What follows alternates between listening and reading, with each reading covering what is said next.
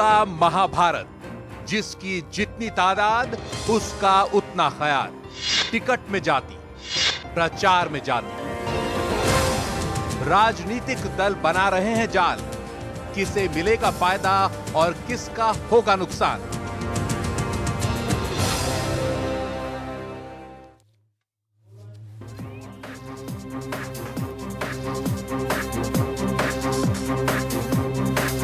इस प्रोग्राम को शुरू करने से पहले यहाँ पर जो मौजूद ऑडियंस है उससे कुछ बातें कर रहा था और उनसे यही कह रहा था, अपना एक्सपीरियंस, अपना तजुर्बा सालों का शेयर कर रहा हूँ। ये मैं उनसे कह रहा था कि सुनने में बहुत अच्छी बहस है, बहुत पुरानी बहस है और आज भी बहुत अच्छी बहस होगी, बहुत जानकार लोग इसमें शामिल हैं, लेकिन क्या वाकई कास्ट के अलावा कोई और ओवरराइडिंग फैक्टर आया है भारतीय राजनीति में पिछले 15 सालों में?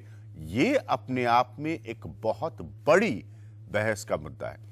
आज भी अगर आप ईमानदारी से एनालाइज करिए तो पार्टियों के टिकट में जिस तरह से कैंडिडेट चुने जाते हैं, उनको कहा जाता है विनेबल कौन है, जीतने वाला कौन है, लेकिन मूलतः आधार कास्ट आपको ज्यादातर नजर आता है। जब नेता चुने जाते हैं, यानी कि कौन मुख्यमंत्री के पद को संभालेगा, तब उसमें कास्ट फैक्टर प्ले करता है। 2012 के हिंदुस्तान में स्लोगन देने के लिए, बड़ी बड़ी बातें करने के लिए बहुत अच्छा लगता है जब लोग कहते हैं विकास विकास, लेकिन कास्ट उससे बड़ा फैक्टर है।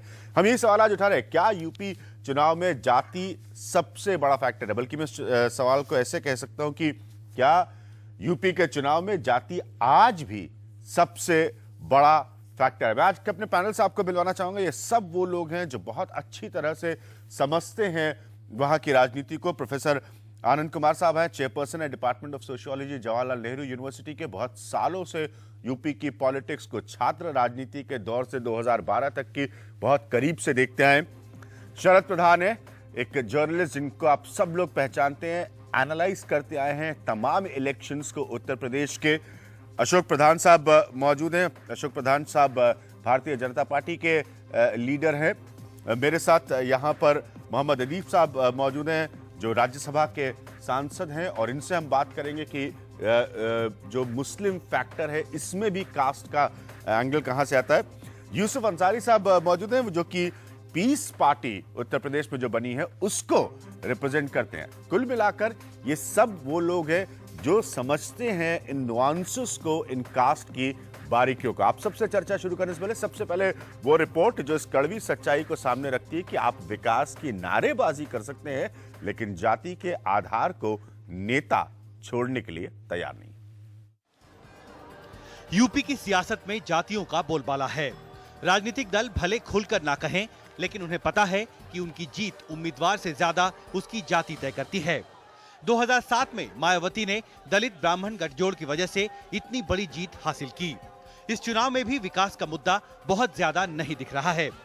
हर पार्टी अपने उम्मीदवार को क्षेत्र और उनकी जाति के आधार पर तय कर रही है।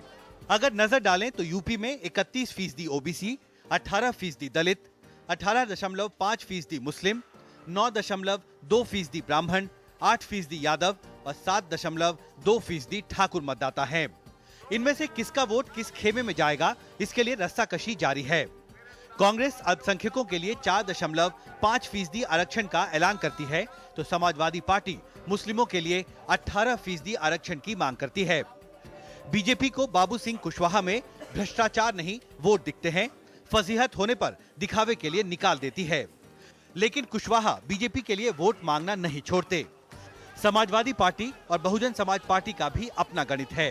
कई पार्टियां तो जाति और धर्म के आधार पर ही लड़ रहे हैं। यूपी में समस्याओं की कमी नहीं है। भ्रष्टाचार, गरीबी, बेरोजगारी जैसी परेशानियां हैं, लेकिन चुनाव में वोट इन मुद्दों पर कौन डालता है? NDTV's Cricket app, Android and iPhone, fastest scorecard, special analysis, and much more. Download free. ndtv.com/apps.